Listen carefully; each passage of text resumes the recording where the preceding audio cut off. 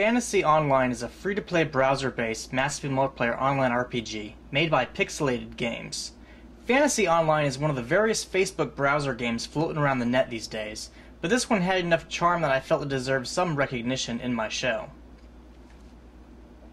As far as online RPGs go, it's pretty basic. Combat is in real time, and characters level up as they gain experience points. Each level awards you attribute points to spend to increase a base attribute, like strength and agility. You can also purchase skill scrolls that can be used to assist your character in battle. Combat is pretty simplistic. You click on enemies to initiate auto attack, and your character will trade blows with the enemy. While in a battle, you can also click on skills from your skill trait or use items. I wish I could say more about the system, but it really is this basic, and after a few hours the gameplay honestly bored me. However, I will admit this game seems to be designed to appeal to very casual gamers, and not hardcore gamers like myself who need some serious crunch to sink our teeth into. So, I'm not going to judge the game too harshly in this regard, because I recognize I'm not the target audience for it. I should also point out that the game is in its open beta phase, so it's pretty possible that more features could be added as time goes on. Still, I would have liked to see at least some kind of limit break mechanic to mix things up, or some other mechanic more interesting than auto-swing and skill spamming, or perhaps a more complex character progression system. There really is a lot of potential here that just isn't being tapped.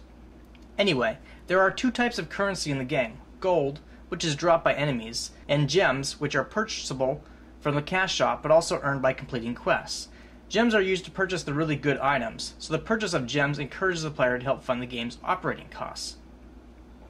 Now, I didn't engage in it myself, but there is an option to form guilds with other players, called fellowships, which I thought was unusual enough for a browser MMO that it deserves some mention, though the guild system appears to be mostly there to help market the game.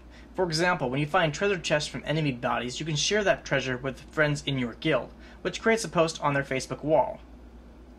If there is anything I really liked about the game, it is the quirky humor and graphical style. In some ways, the game pleasantly reminded me of Earthbound, or Mother 2 for those of you who prefer the Japanese name for the series. So I give it points for presentation, since even if the game isn't my cup of tea, it made me smile by tugging on my childhood memories. I will say that one of the drawbacks is that there isn't any music or sound for this game, at least not when I was playing it. If there was an option there, I didn't have it enabled and couldn't find it, because I had no music or sound whatsoever. If you're looking for a game you can play with your Facebook friends for a few minutes a day, you may want to check out Fantasy Online. Otherwise, you might want to pass. At least for now.